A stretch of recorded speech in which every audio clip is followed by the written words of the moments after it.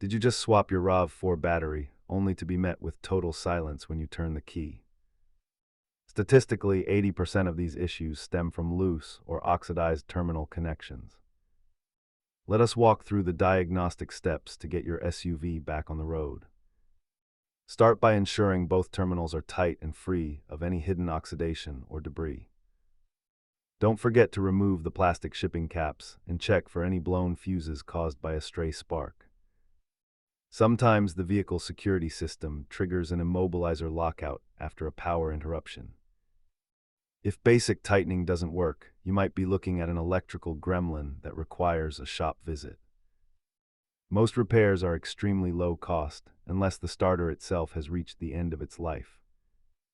Use a multimeter to verify your new battery actually holds a charge before digging deeper. Always prioritize safety by using insulated tools and wearing eye protection when working near battery acid. Remember, the simplest explanation is usually the correct one, so check those connections twice. If this helped you get your RAV4 moving again, like and subscribe for more troubleshooting guides.